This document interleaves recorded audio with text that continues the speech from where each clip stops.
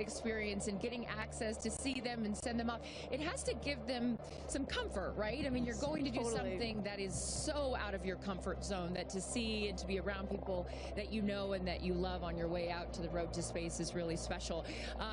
And also just being here the last couple of days, you really have an appreciation that, yes, of course, the focus is on these 6 women, but I'd be remiss if I didn't mention the experience that I've had. Even you took us into mission control yesterday, and just meeting them. There's 10,000 employees here at Blue Origin, and all of the men and women whose lifelong goal it was to work at a company like this, and all their schooling, and just some of the most intelligent people that you'll ever meet, and all the hard work. I mean, this is not a small thing that is happening, and all of these people have dedicated their lives to moments like this. And so I just want to make sure we acknowledge that this is such a group effort to put these women into space for the first time. I should say, of all the interviews and press that I saw Gail King do prior to this launch, one of my favorites was Mae Jemison, the first black woman into space, and she made a very clear point. She's like, there's going to be lots of emotions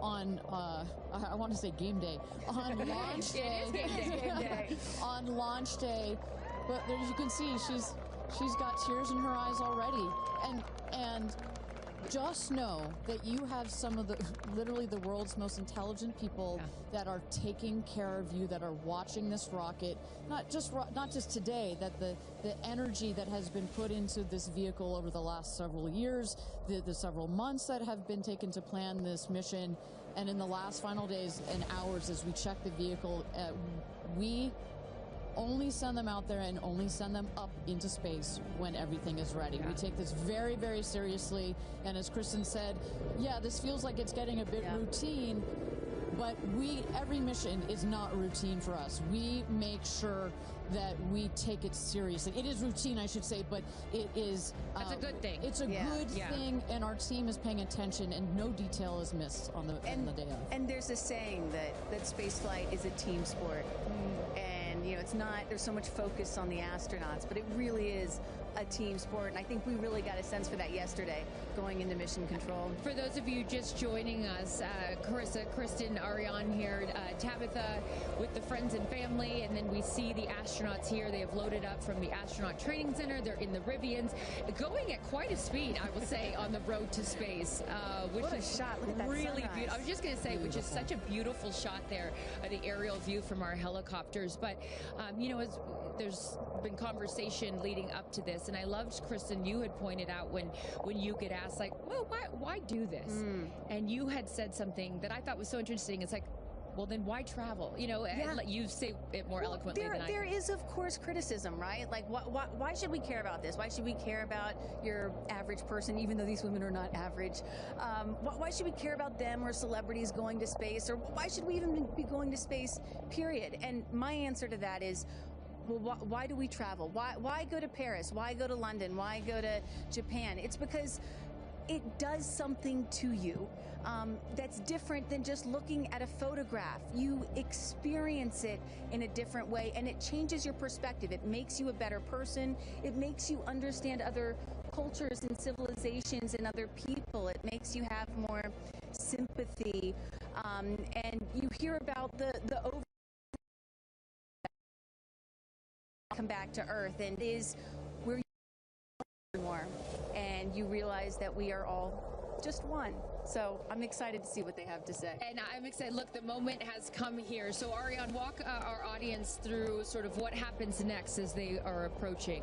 Sure. So they have just driven down the road to space, the 2 miles. They're going to go to the north end of that circle and jump out of their Rivians and take a cool shot, a photo that is, with the rocket in the background.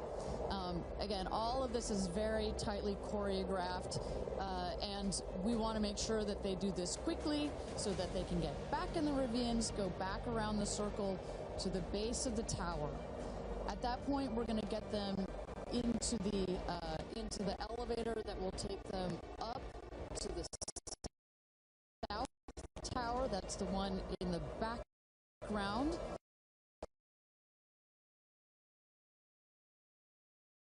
There, our crew, they are ready to load the crew into the capsule itself. This is, safety is paramount at Blue Origin, so we want the minimum number of people out there next to the rocket for the least amount of time. So we keep it fast. We keep all these procedures tight.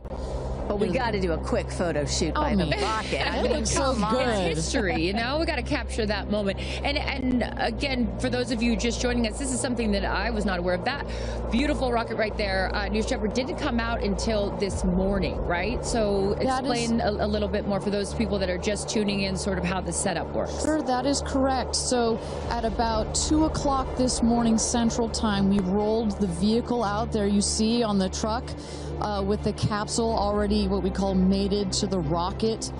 You'll see here in a moment the rocket, it goes very slowly. Just want to make sure we take care of our baby as well. Goes out there. The truck will turn the vehicle vertical. And at that point, we connect all the pipes. Like the stairs? That is correct. Yeah. So we just inserted the elevator relatively recently. It makes it a little bit more comfortable as you're going up to the top of the tower. You know, we're at about 3,000 feet above ground level in altitude up here in a dry, dusty desert. We just want to make it a little bit easier for them. And it's worth noting, too, so the 6 women are headed up.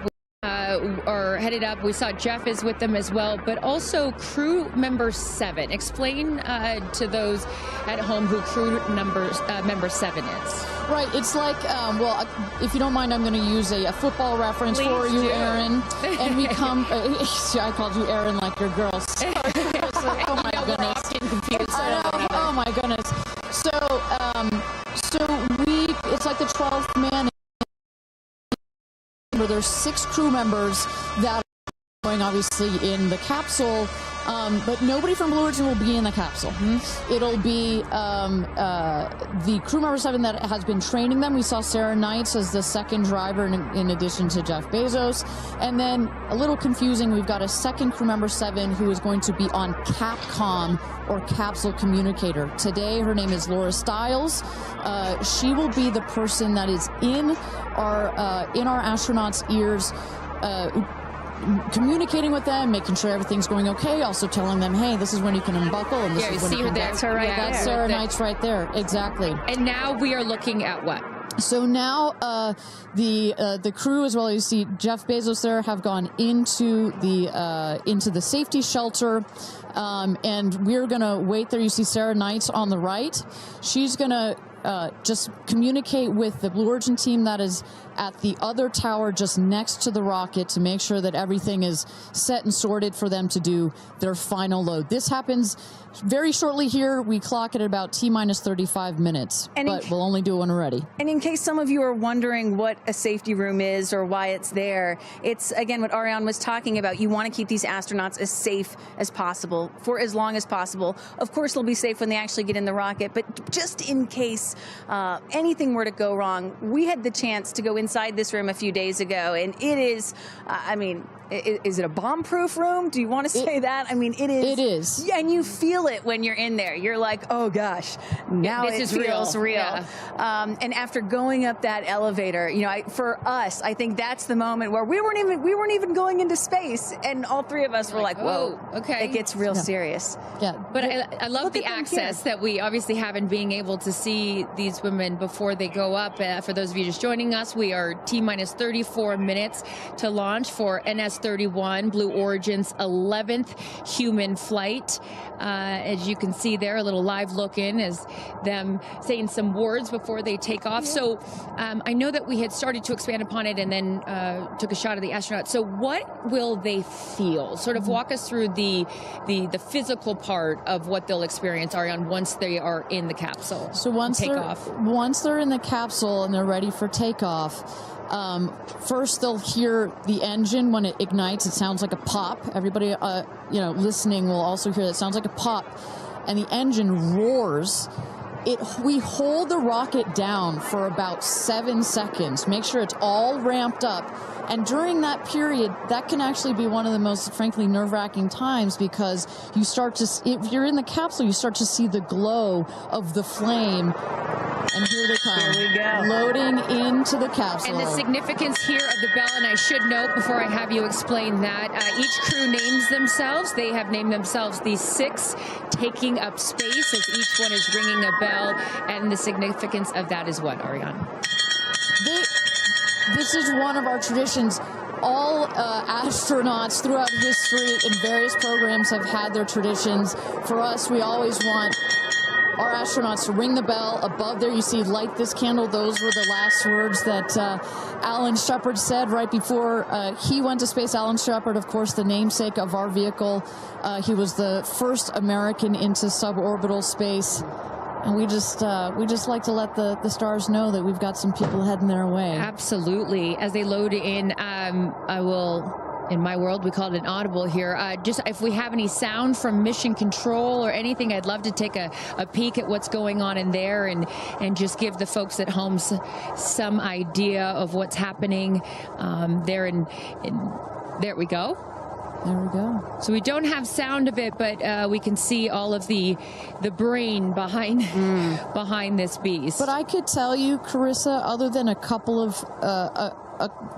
of discussion points on the radio, honestly, it's about this quiet when you're in there. Really? That surprises me. Because you would think, like, in a control room in TV, it's a chaos, right? In the best way, but in there, it's quiet. And honestly, chaos is, quite frankly, the last word I would use to describe our mission control. This team, they're working through very specific procedures on a very specific timeline. They've done their own rehearsals over and over again. We also want to keep the communication line open if anything, if anybody's got to call it out. But it is a very well choreographed team we've got. And, when folks are wondering, what exactly 2 days of this space flight, done rehearsals and dry everything that you're seeing here. They practice over and over getting inside this capsule, strapping themselves in. And, one of the biggest things that they have to remember to do is when they get those, remember, they only get 4 minutes of weightlessness, 4 precious minutes. They have to unbuckle and then buckle back in at the exact right moment. So those are some of the things that they're learning to do and practicing while they're training in that building right behind us. As we look at New Shepard 31, the 31st mission, the 11th human flight here for Blue Origin. We are T-minus 30 minutes. Carissa Thompson, Kristen Fisher, Ariane Cornell with us, and Tabitha Lipkin at the tower. I am going to be leaving here in just a few minutes. I'm going to go to fallback 3, an area. Then I will wait for the capsule to land. I'll wait for the recovery team to come out and then bring you interviews from each of our astronauts as they arrive back here on Earth. I cannot wait for that. Again, we've seen them load now into the capsule, and I just would love, some more play-by-play, Ariane, of sort of what now this process looks like, as it's all new to me. And for any of you that are also joining us for your first launch, welcome. And now we'll let the experts tell us what's going on. So you saw them loading. You saw them loading into the capsule. They are getting into their seats. They're getting into their harnesses. It's a 5-point harness, so clicking them all in. All right, we're hearing that Capcom right now. Sorry to interrupt you, Ariane, which is short for Capsule Communicator, and ready to do the astronaut comm check. So let's take a listen. Laura Stiles has the mic.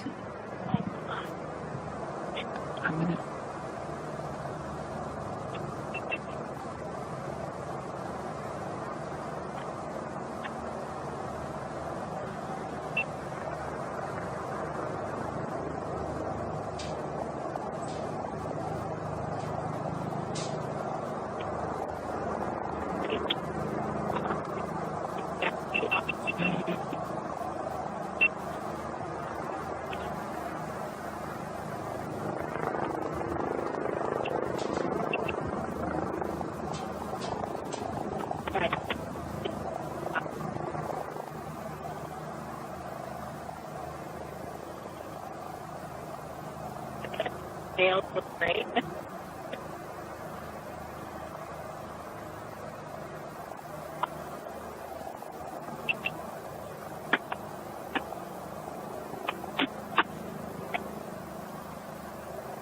Right.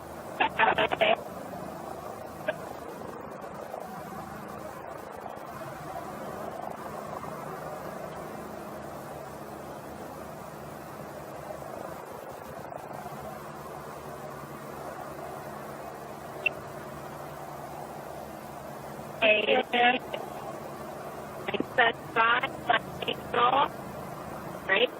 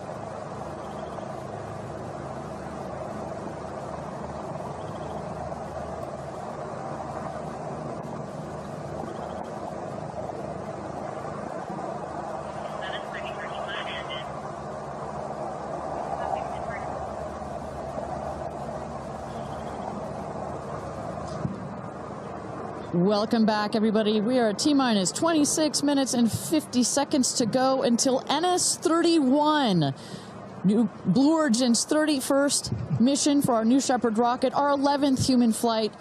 I'm Ariane Cornell here with Kristen Fisher at the desk. Carissa Thompson has left to get into place for her viewing spot for the launch. We are waiting on Capcom, or the capsule communicator, to run the comms check with our astronauts. But Kristen, we were just talking a second ago about, you know, what's going on here. You see our crew member 7, Sarah Knights, who's coming out of the capsule there. She has helped load our crew into the capsule, has done just a double check, making sure those seatbelts are nice and tight, as well as made sure that the earpieces and everything are set for our astronauts. I should note, just as we give kind of a beautiful, we got this beautiful aerial shots this morning of the rocket. We have these sunshades you see on the at the top of the capsule, that kind of white square. We've got one there in the foreground, and coming around you'll see another one on the back. Those windows are so large that it can kind of act like a greenhouse in there, and especially down here in the West Texas desert, it can get a bit toasty in there. So we've got some nice sunshade for their comfort. And I love that we can see some of the crewmates inside the capsule as they're getting strapped in. I think you could see Lauren Sanchez right to the left of the hatch right there from that camera shot. So pretty cool that you can see them this close to lifting off. You know, Ariane, I have to say, I might break in. We got profound experience. Jeff Bezos here. Yep. I'm so excited for you. I don't want to get off. I want to go with you. And when you get back, I can't wait to hear how it's changed you. I love all of you. See you soon. Godspeed. Gradatum ferociter. And there you heard it. Some words of support from Jeff Bezos, founder of Blue Origin, also astronaut himself from our first launch.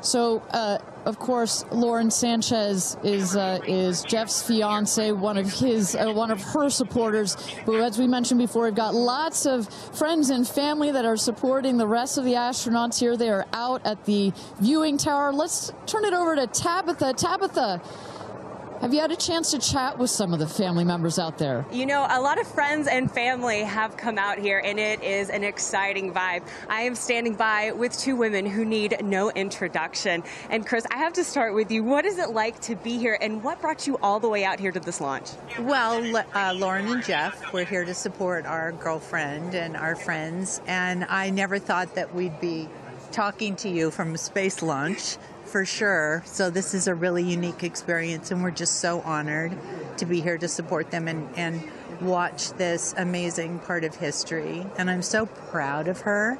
And I just feel like all of the female astronauts that are going to go up today. It's such a big day in history, and it's so empowering, especially my daughter is 7, and just to see something like this. And I mean, somebody said their grandfather was here that's 92, then they didn't even have transportation back then the way that we do now, and now they're going to space. It's pretty amazing. That's Aisha's grandfather. 92 came all the way here. That's where the story. I was like, I heard this story, and you know, he had no airplanes, nothing back in his day. Now he's seeing his granddaughter go into space. That's a beautiful thing. It's really incredible. And how does it feel also to be able to share this with multi-generations within your family? It's really something. It's just Kim keeps writing us because she was supposed to be here with us, and she's studying for law school, so she had a big test that she had to take. Again, something I'm very proud of, but she just keeps calling, going, I have such FOMO, tell me every minute of it. So it's very inspirational, and just super proud of the girls, every one of them. And it's a very brave thing to do, and I think it also just says something, like Chloe said, to my 13 grandchildren. Yeah. And what can you say to that too, for your children? Oh, I just think it's really whatever you dream of is in our reach, especially in today's day and age. And dream big, wish for the stars, and one day you could maybe be amongst them. That's so beautiful. And just before I send it back, any last messages to the astronauts before they take off?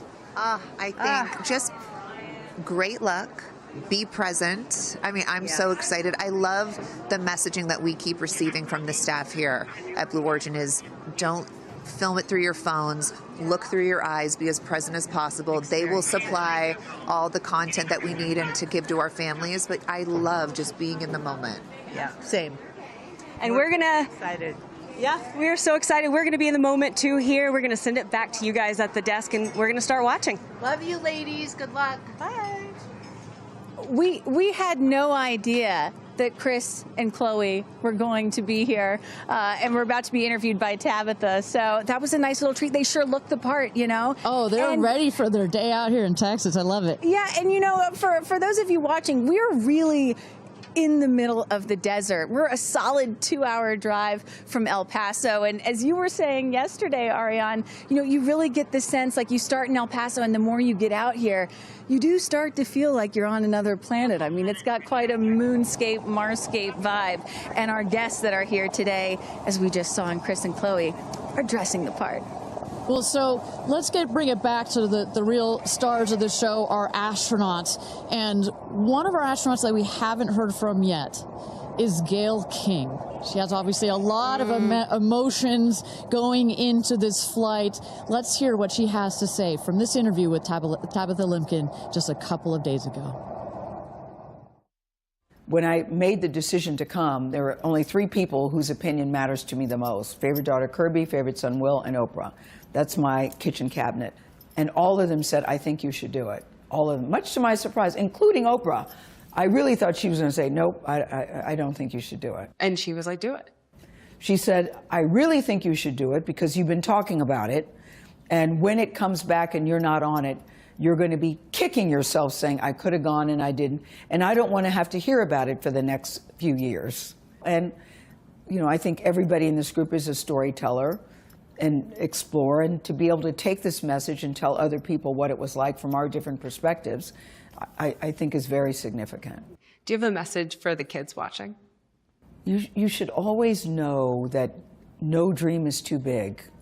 You know, we have someone, Aisha, who was told when she was a kid, your dreams are too big, you need to dream smaller. No child should ever be told that.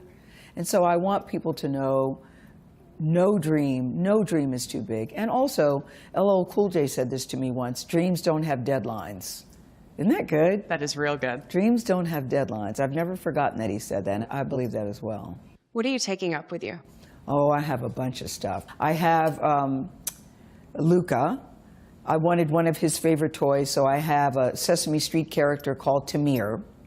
Tamir is this little black boy with great curly hair, so Tamir gets to go to space. I have a wooden cross that you can hold in your hands. It fits like in 3 prongs. And a stranger came up to me at the airport. She said, I always hear you talk about being a nervous flyer, And I wanted you to have this. And so if you're ever on a flight and you feel nervous, take it out and hold it. So whenever I'm flying, I have this with me. Also, I just noticed, what is this on your wrist? So Jared, who's one of our jib operators at CBS Morning, his daughter, Denise, who's 7, made this for me. And she came into my makeup room and said, I made this for you. Someone else gave me astronaut era. That's pretty great. Space sister, Amanda, just gave me this. I mean, so I feel that I feel I'm pretty well protected. Absolutely. I will say this, as excited as I am, I'll be very glad when we come back down. I will be very, very, very glad about that. Well, clearly we heard Gail there and prior to coming down here in Texas, nervous and excited at the same time, but one of the things I like about this is that she just makes it real, you know? Regardless of who you are, this is a nerve-wracking experience, and the fact that she's so authentic about it, but also, more so, she is stepping so far out of her comfort zone. I think that in its own right is extraordinarily inspirational. I think most people would feel the way that Gail is feeling right about now. If you're about to launch into space. You know, one of the things that I find so refreshing is that, you know, back in the early days of human spaceflight, you had the Mercury astronauts, and they were all white male military test pilots, and they all had to have the right stuff. You could never talk about nerves or being nervous or your feelings or stuff like that. That was the wrong stuff. But now, in 2025, it is the right stuff to be like Gail King and talk about those concerns and fears and excitement that you have before launching into space like that. And that really shows you just how much the human spaceflight experience has changed over the last half century or so. And that really is what today is all about. I know there are some people watching this or who have heard about this who are thinking, why should I care about people going into space, you know? Katy Perry, a famous pop star. Why should I care about that? And the reason is, it's missions like this that really begin the process of opening up space to everyone, for all of humanity. That's what today is about. And I think we have to, it's not just about today. Today is very, very important, but I think also one of the reasons that I love working at Blue Origin is we think in very long time scales. Right? I honestly feel like I'm working at a company that will be here in at least 100 years. And that's how we think about space flight. Oh my gosh, look at that cute little kid. She is ready to go to space too. Aww. I absolutely adore that. But we need to be here precisely for kids like that. You cannot, I'm a firm believer that you cannot be it if you can't see it. And that's what this flight is for. It's about inspiring women. Oh, look, talk about inspirational women. Several female astronauts in that group right there. How many astronauts do we have there? I see it. 4 or 5? At least 4 or 5 and counting. It's a tight group that's only going to get bigger of those female astronauts there. You see Kelly Girardi and Cyan Proctor. I see Emily Calandrelli, Sarisha Bandla. I mean, just an incredible group of women that have gone to space already. And, you know, after today, in just 15 minutes, we are going to be adding 6 more to that group. It's getting close, Ariane. It is getting close. So with that, thank you again, everybody, for joining us for NS-31, our 11th mission, human spaceflight mission to space here. We are at T-minus 14 minutes and 30 seconds. Just to give you a little bit of a preview of what is to come, at about T-minus 10 minutes, we are going to have the go, no-go poll. We're going to throw it back to mission control audio. And basically what that is we go through each of the important subsystems, and our flight director, shout out to Michelle Christensen, our flight director, our first female flight director at Blue Origin. She is going to lead that poll, and we're going to go to each one of the groups and say, are you ready to go for this flight? Is your subsystem ready to go for this flight or not? And they will go around the room, and with the final go, no, go, it will be game time here in West Texas for this launch. Look at that.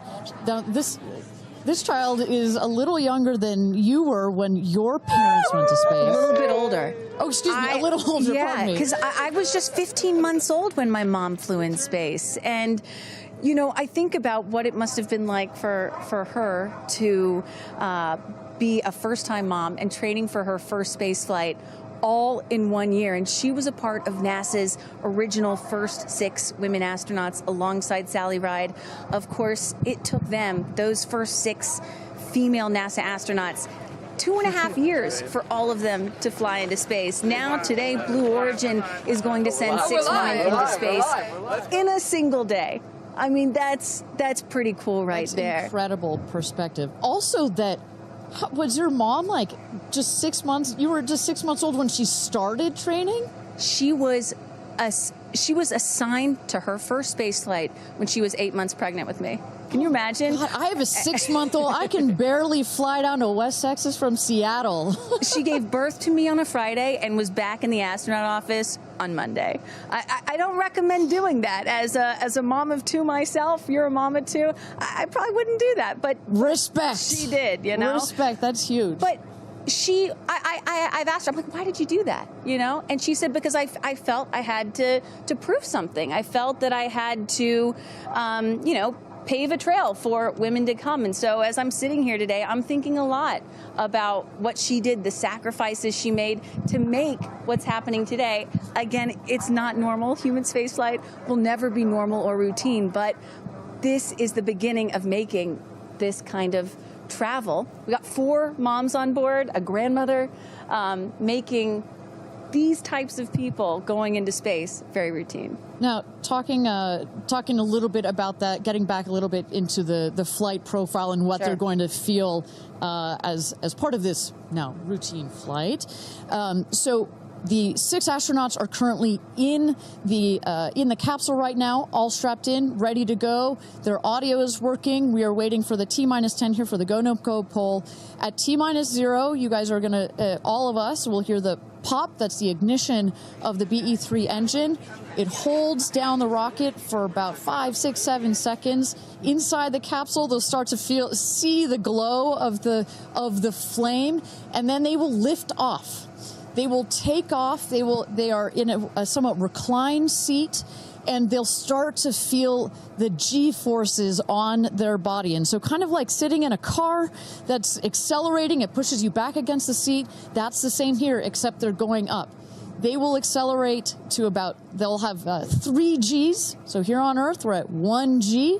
When you accelerate to 3 Gs, so like if you're 100 pounds, it feels like you are then 300 pounds. But Kristen, that's crazy. It's crazy. But in that reclined position, it's dispersed across your body. Bad. It's not as bad. It kind of feels like a weighted blanket. Oh. And then it nice eases and cozy. up. It's nice and cozy as it gets nice and dark. I'll take a weighted blanket right about now.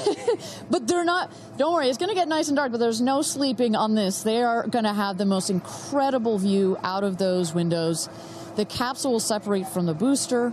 That's when they're going to feel weightlessness. They'll get the about 4 minutes to unbuckle, enjoy the weightlessness, enjoy the insane views out of those windows. They'll buckle back in, come back through the atmosphere. That's actually when they're going to have the peak G-forces. They peak at about 5 Gs. Which is kind of counterintuitive. You wouldn't think that you would feel the max G-forces on the descent, but that's when you do. But that's when you do, and it's kind of like, because you're coming back through the atmosphere, right? It's thin up there, you come back through the atmosphere, it's thick.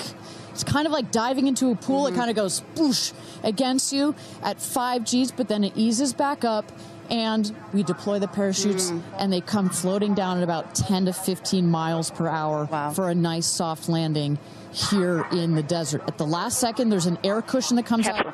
Go. Booster. Here's gonna go, Paul. Go. Ground. Go. And go. Go. Safety. Go. Capcom. Go. Engineering. Go. This is the flight director. New Shepard is go for launch. Booster, commence terminal 10. Protocol flight. Yeah, baby. Go for launch. My favorite words. It's getting real. T-minus 8 minutes and 51 seconds. Until our 11th human space flight, the first all-female crew flight to space. All 6 of our astronauts are loaded in the capsule, waiting for just 8 minutes and 30 seconds to go here. Now, Kristen, we just kind of walked through the flight profile, what it's going to feel like for our astronauts. Oh, we got Carissa up on the tower to chat with more friends and family. Carissa, who you got out there? I don't need to introduce the incredible woman. I don't need to introduce the incredible woman next to me, who is a ray of sunshine. Oprah, you are wearing yellow because Gail's call sign is sunshine. Yes, right. And all of us, the whole family is wearing yellow today. And I, you know, we've been friends. It'll be 50 years next year. We've been friends since we were 21 and 22. And I have never been more proud of my friend than today. Never been more proud, because this is bigger than just going to space. I mean, I think for her, who anytime we're on a flight, she's in anybody's lap if there's the slightest bit of turbulence, has like real anxiety flying. And this is overcoming a wall of fear, a barrier. It's I think it's going to be cathartic in so many ways for her. She told us that she was surprised that you told her to do it. Why did you want her to do this? Because I think life is about continuing to grow into the best of yourself and the fullest expression of yourself. And I think that this is one of the most fullest expressions you can possibly have. And I know that I felt deeply that she would regret it. And I didn't want to hear about it for the next 15 years. I wish I had gone, you know. And I said, there's only one time that all the women are going up for the first time. You know, there will be other trips, but there's only one first time. Incredible. So to be a pioneer is great. What was the last conversation you had with her? I said, peace be still. Hold the God's unchanging hand. He's got your back. That's it. That's it. I know that we're counting down here. We're getting excited for that go for launch moment. How are you feeling as her best friend? I feel so calm. I don't think I've ever been more calm, because I think it's already done. Once she said yes, once she committed to yes, and Lord, did we all hear, should I do it? Should I do it? Since Thanksgiving, we've been talking about it. And so once she finally said yes, I was like, okay, we're going. It's a go. You know what I have loved is her vulnerability, because she's the voice of a lot of us that would be afraid, and she's okay to talk about being afraid. Why has that been so important to show that part? I think, you know, for every woman who's on this flight, it's about fulfilling something within themselves. For Gail, it's about overcoming this great fear and also stepping into the moment of excitement. And I think, you know, it goes beyond this moment of just going up in space. I think this will be an everlasting experience. I was just thinking this morning, you know, Gail has been there for me for hundreds of events. I can't even remember them, you know. But you will never forget this day. None of us will ever forget this day. Well, thank you for being here, for her, for us. I mean, this is just, it's a historic day, and it's only fitting that you are here front and center as a ray of sunshine that you are, Miss Oprah. Thank you so much. Thank you so much. You're next, you know. I'll send it back to you, Ariane. Thanks, Carissa. Wow, to see Oprah down here. No, I'm not besties with Oprah, not yet anyway, but if Oprah told me to do anything, I would do it. I don't think Gail had a choice after Oprah said, girl, you got to do this. She had to do it. Ariane, we are under T-minus 5 minutes until these ladies hopefully launch into space. And, you know, you were just talking about what these women are going to feel when they launch. But let me tell y'all watching what we may hear, because we have one of the most famous singers on the planet on board, and there is a chance that we will get to hear the audio inside and hear what these soon-to-be astronauts are saying and possibly singing while they're weightless. So I can't wait for that moment. I'm also hoping she comes down to Earth and does like either a Fireworks Part 2 or E.T. Part 2. I think that's going to be, and I think, but let's stick on this point for 1 second, Kristen. I think one of the incredible parts about this crew is their ability to tell the story coming out of this in their own unique way. The way Gail can go on TV and talk about it. Amanda can go and continue to advocate for women more broadly about it. The way Katy can sing about it, etc. The way Carrie Ann can produce films about it. That is what is so special about this crew in particular? And that is what's so special about this new era of spaceflight. This is not NASA. This is not governments. It's not the U.S., China, or Russia. This is the commercial era. These are private companies, and this is Blue Origin sending the first all-female crew into space since 1963. And this is all going to happen so fast in just a few minutes, about 10 or 11 minutes from launch to landing. And don't worry, guys, I did the math. In case you're wondering, total duration of this mission is just about 3 Katy Perry fireworks songs. So play that song 3 times. That's how long this mission's going to be. Fantastic. Well, so at T-minus 3 minutes to go until our 31st launch of New Shepard, our 11th human space flight. Just to tell you what's coming up here. At T-minus 2 minutes, we send the show over to the vehicle. It goes into autonomous mode. Command engine controller ready to start. We have our team, of course, in mission control that have their eyes glued to the screen there. There you goes, mission control, quiet and intense. There's one of our crew member 7's capsule communicator, Laura Stiles. She is communicating in the ear of our capsule, in the ears of our astronauts. But what we're going to see in the last 2 minutes, you'll see the fins at the base of the rocket gimbal or just move back and forth. We want to make sure they've got free range. At the base there, you see the nozzle, the engine peeking out.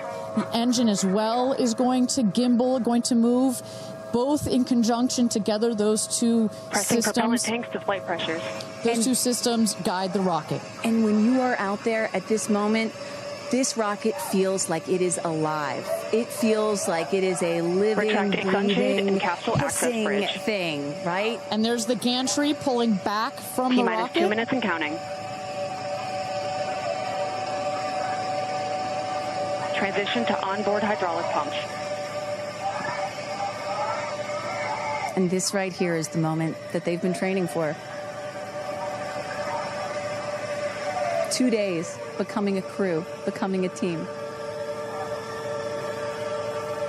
After you go through an experience like this, it's more than a team. It's almost like a family. You are so tight to go through something as intense Executing as this. aft fin built-in test. And everything looking really good, Ariane. So far from mission control, everything is clean and green for this launch. T-minus 1 minute to go here.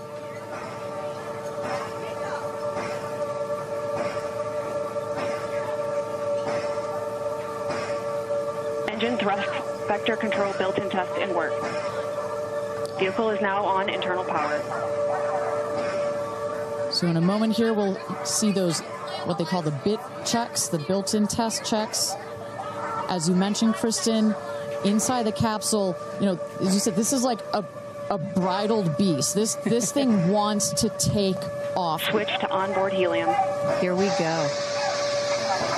Good luck and Godspeed, ladies. We're cheering you on from Let's planet launch Earth. this Thrust rocket. termination system is armed. Whew. T-minus 22 seconds and counting.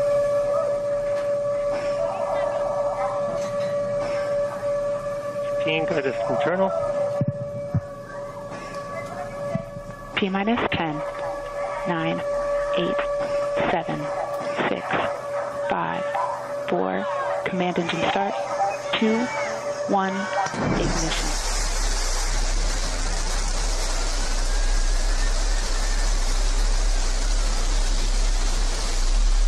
Liftoff. New Shepard has cleared the tower.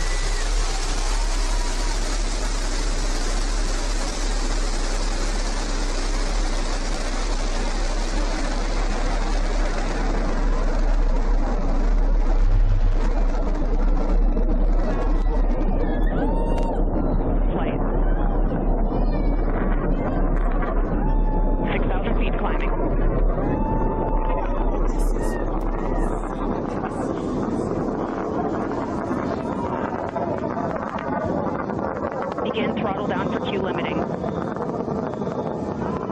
Engine response looks good.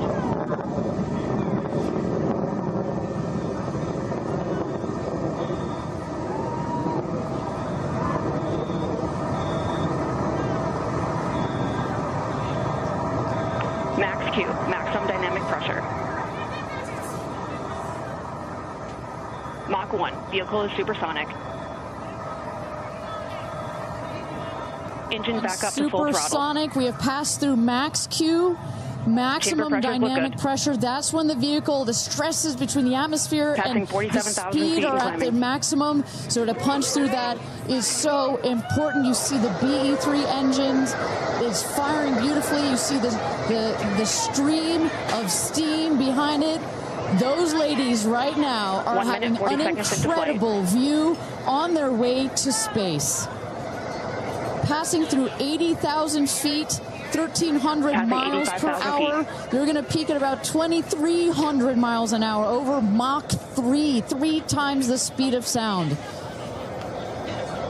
Shortly coming up, we'll have MECO, main engine cutoff. We will turn off the engine, but the two craft, the capsule and the booster, will continue their ascent to space. Stand by, MECO.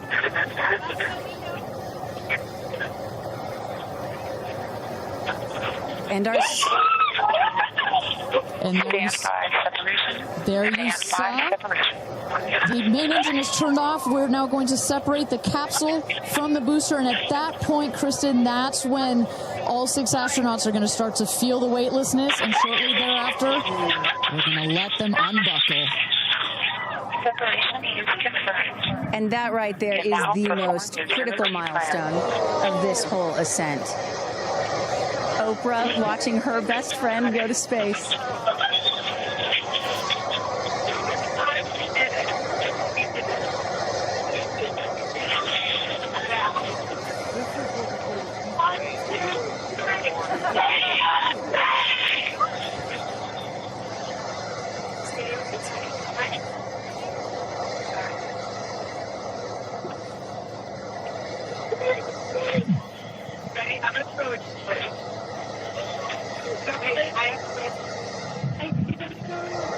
And the two craft is separated.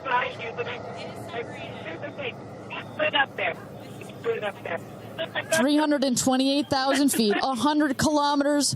Welcome to space, ladies, or shall I say, astronauts.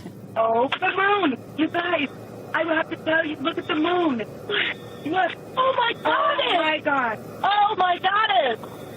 That's our pink moon. I love you, Jackson. And just in case it wasn't clear, those are the astronauts. Those are their voices that you're hearing. And there, they have hit apogee, the highest point in flight, well over 345,000 feet, well over the Kármán line. Wow.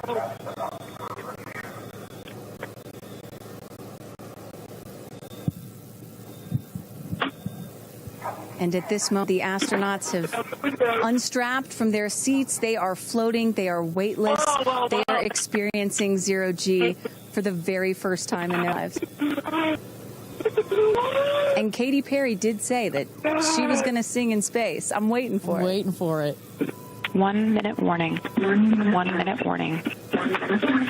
So that is Capcom indicating a 1 minute warning for our astronauts to take in those last views before they get buckled back into their seats. At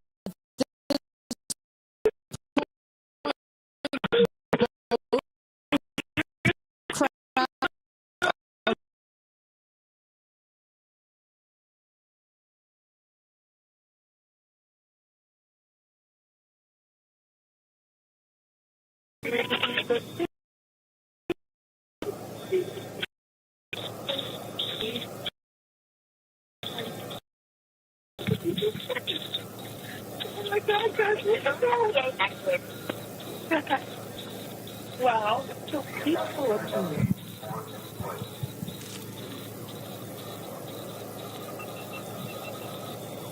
And you hear Dragon. Report status. Copy. Whip. Report status.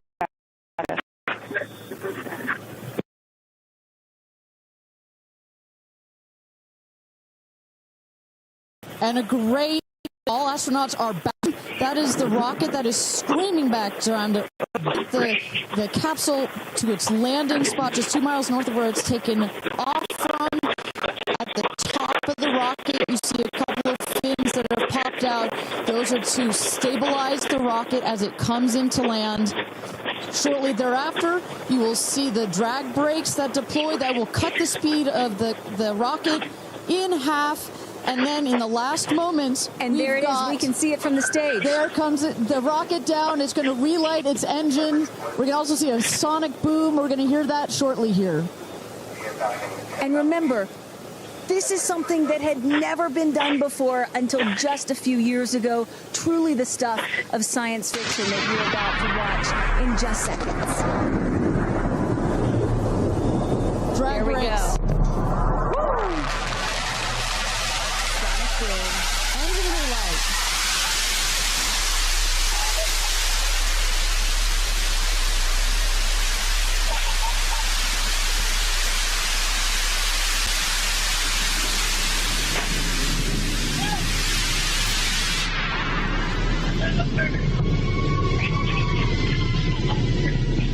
And booster touchdown, welcome home, New Shepard.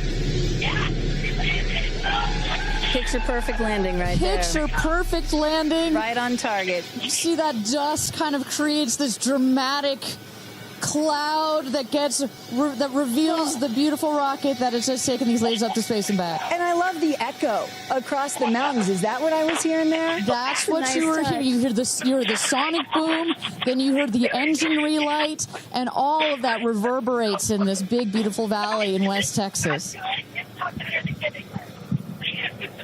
Stand by, Drogues.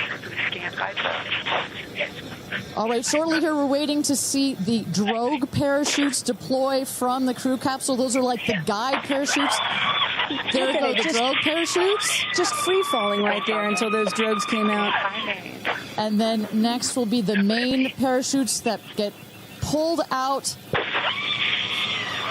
Hear that screaming inside the capsule? And all three parachutes reefing, and they will slowly inflate,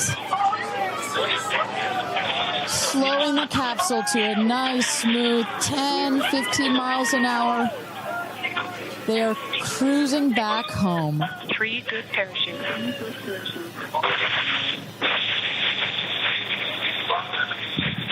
And I tell you, Kristen, from having gone through all of the simulations, I have gone through all of the training. They put you in the capsule that simulates all of this, including the sounds. And when you hear the motors of the parachutes pop out, that is the best moment in flight. Because I know Blue Origin does everything they can to make this as safe as possible, and y'all have an impeccable safety record, but it still has to feel really good when you know that you're coming back to Earth with those parachutes fully deployed.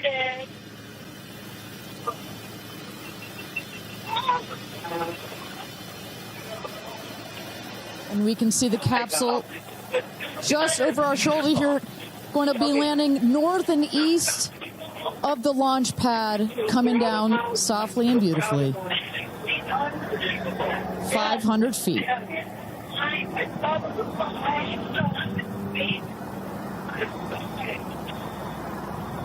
And you will see a puff of smoke when it touches down, a puff of dust. That's normal. A puff of dust, last milliseconds, air cushion that will kick up the dust. It's a very soft landing despite the sporty perception. There it is.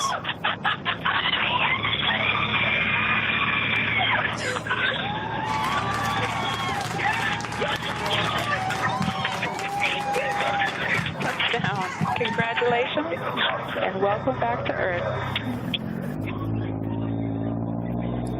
Do status check. Double shot. Kristen, just some incredible images there. The capsule. Copy. Welcome back. Better. Nice. Let's wait for just a moment here. Make sure they're doing health checks in.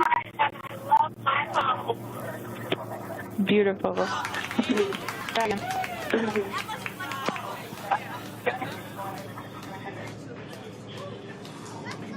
Yes, and as you heard it there, everybody seemed to be just as ecstatic to be back here, back on Earth. Everybody appears to be fine. Beautiful shot there of the capsule down in the desert. As we were just saying, it looks like a tough landing, right, but it is an air cushion in the last milliseconds that just makes it even softer. I will also note the parachutes landed very close to the capsule. That's just an indication that there's not very much wind out here today. A beautiful day for a launch and landing. A beautiful day to add 6 more names to the roster of astronauts that have been over the Kármán line into space.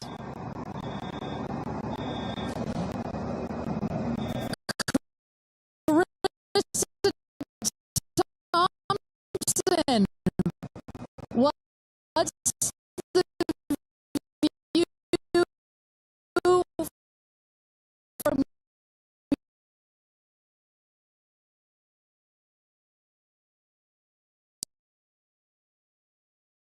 you guys as with Orlando Bloom as jump in the car to go pretty and only imagine how these astronauts, now that we can officially deem them astronauts, are going to feel. I can't wait to get their reaction. We are headed out there now. I will check back in with you as soon as I have them. Sounds good, Carissa. And as everybody can see, she is those recovery crews are screaming out there. So we actually send them out as soon as we spot the capsule.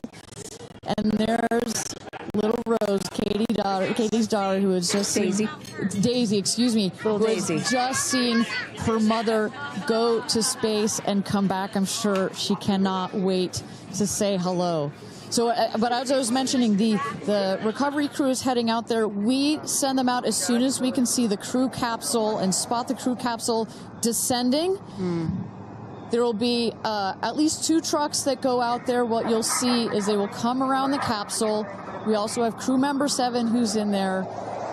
She will run out, go around to each window, make sure that each astronaut is fine, and the recovery crews will safe the capsule before we exit the astronauts. You know, it's hard to pick a favorite moment, right? Launch, landing, it's all good. But the moment coming up might be my absolute favorite, right? It's the moment the recovery team gets out there, then all the friends and family, and we get to see the astronauts emerge from the capsule, and we get to hear what they thought from the last, 10 minutes or so that they were up in space. And I think one of my favorite things that I've ever seen in covering space, certainly with Blue Origin, was that moment for William Shatner, Captain Kirk, as he emerged from the capsule. And this is exactly why you want to send people that are not just professional astronauts into space. What he said was so moving that day. 100% agree.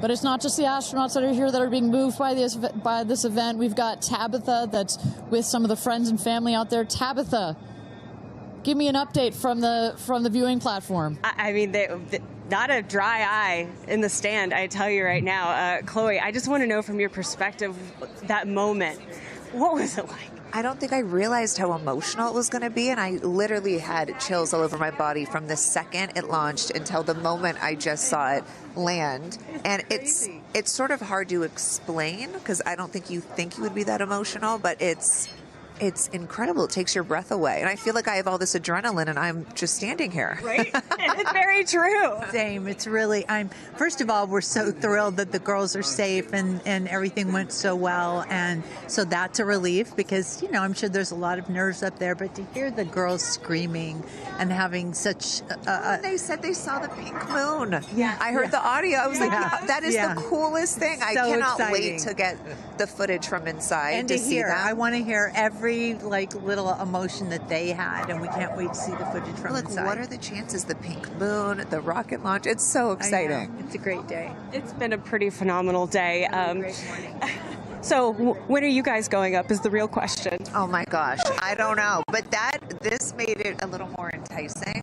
Never. Right. That's what I thought. You can go on behalf of the rest of us, but thank you. I think we'd all drag you off of the tarmac before we let you go up. But I like you being an observer. okay. Yeah. Well, we love being able to share this experience with you, and thank you for sharing how you feel out here with our audience. So it's been really, really incredible. So yeah, the emotions are high because it's so exciting and energizing. And gosh, Kristen, Ariane, I don't know what to say. I did cry. I didn't think I was going to cry, and I cried. Tabitha, I love you putting them on the spot there. Chloe and Chris, are you guys going up?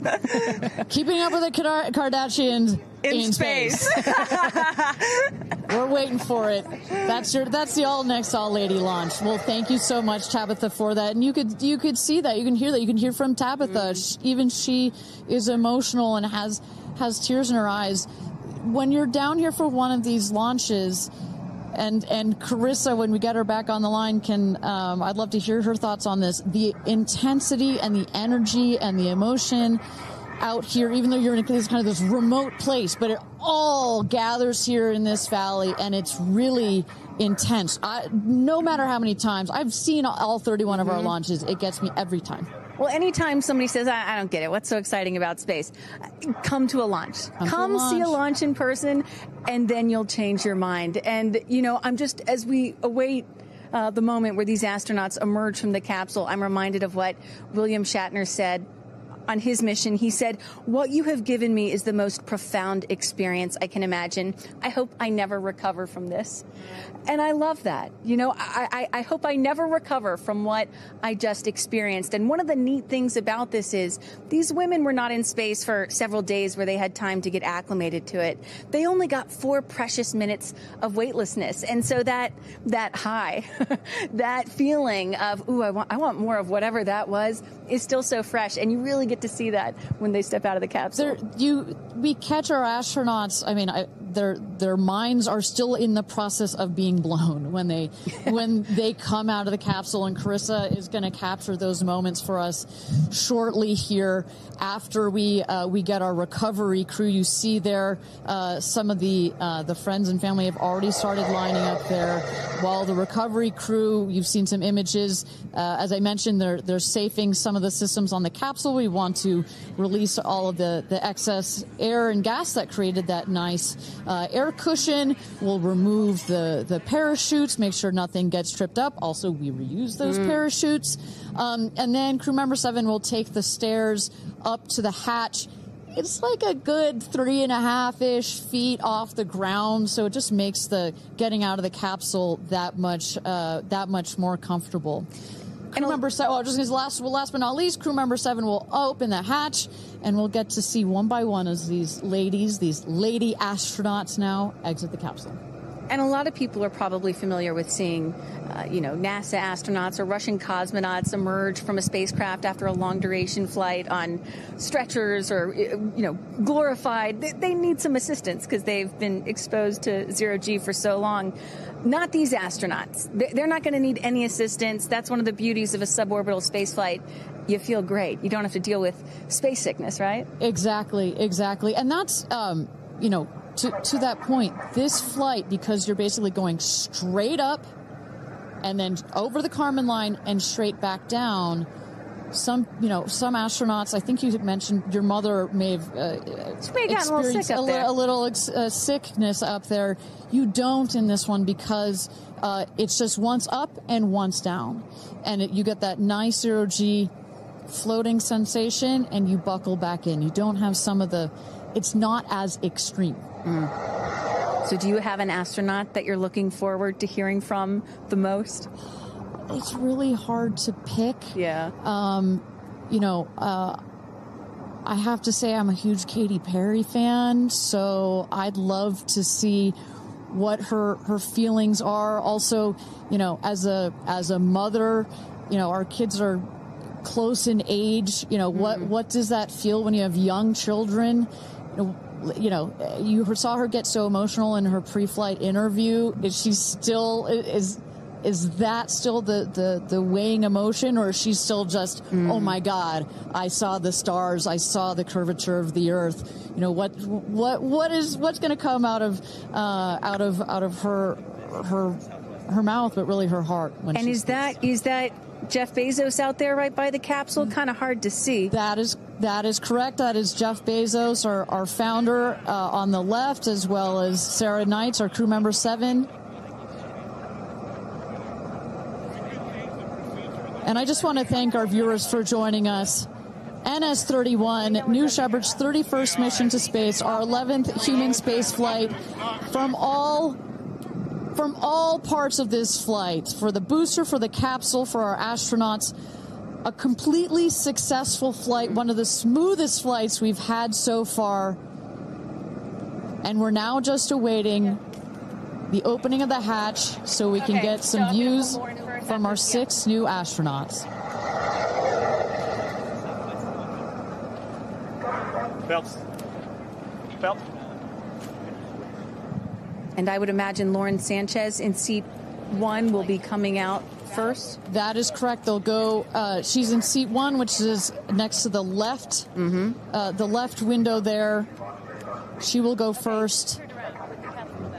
And then last in number 6 is Carrie Ann. That is the window on the right. Side Canyon.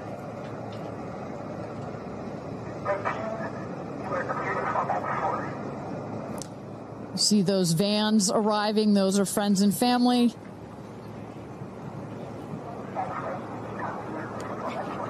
And that's Carrie Ann looking out the window, in the window to the right there. Lauren Sanchez on the left, and you really get a sense for just how big these windows are. I mean, when you're inside this capsule, it's almost as though you're getting a full 360 panoramic view. One of the cool features of this capsule, the largest windows of any spacecraft. So over a third of the surface area of this craft is windows, and that's on purpose. There were many meetings with our founder, Jeff Bezos, where our engineers brought him some windows. He said, nope, make them bigger. They come back. They said, nope, that's nice, but make them bigger. And what you get here, why is that so important? So many of our astronauts have said, when I got out of my seat, I looked at outside my window, and I turned around, and I looked at the other 5 windows, and my brain created a panoramic view, a panoramic photo of it, because so much of the capsule is windows, and it makes for just an incredible experience. Sarah. Good? Okay, here we go. Yeah. Here goes Jeff Bezos to open the hatch.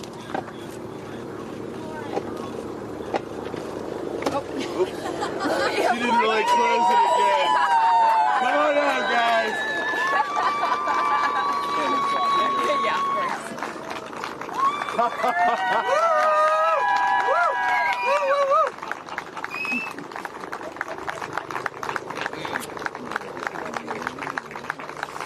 This is your babies. Where are my babies? They're over here. Go see them. Where? Oh, we have to go Right there. there. Okay.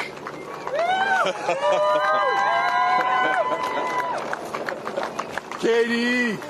Woo!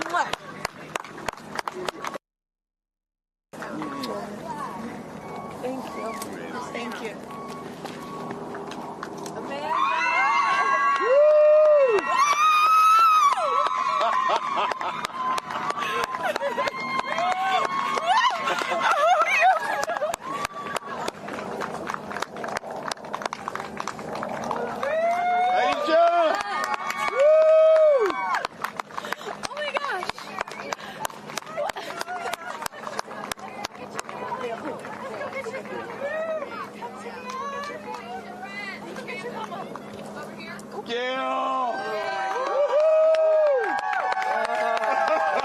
I just have to have a moment with the ground. Let me just appreciate the ground for just a second. Thank you, Jesus. Oh my God. That was amazing. Yeah. It was amazing. I'm so proud. So proud of you. Oh, there we go.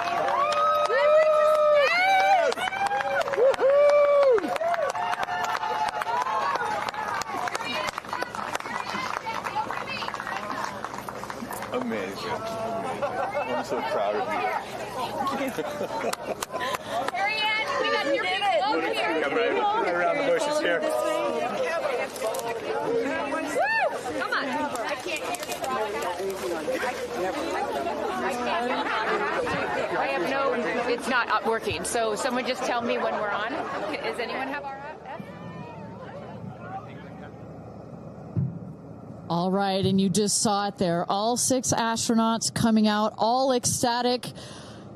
Katy Perry and Gayle King both kissing the earth. Very happy to be back down here, but clearly ecstatic. I don't know about you, Kristen, but my favorite was Lauren coming out and saying, "Where are my babies?" And I also loved Katy Perry holding a daisy, I believe, and holding the daisy up to the sky after her daughter Daisy. Sweet moment. With that, let's turn it over to Krista Thompson standing by outside the capsule. I don't really have words for it. Oh my God, Lauren, I want to cry just seeing you. I'm so proud of this crew. Like, I mean, Gayle, you know, we were just talking in the capsule, doesn't even have ear piercings. She's so afraid to do anything. And she got in that capsule, and I think, like, it profoundly changed her. I mean, for me, I can't put it into words, but, like, I looked out the window, and we got to see the moon. And it was pink. Was it pink? Full moon. It wasn't pink, but it was almost full. And Earth looked it was so quiet. It was just quiet. And is it what you expected? No. Better? Yeah. I don't think you can describe it. Because, you know what I was saying? It was like quiet, but then also really alive. And you look at it and you're like, we're all in this together.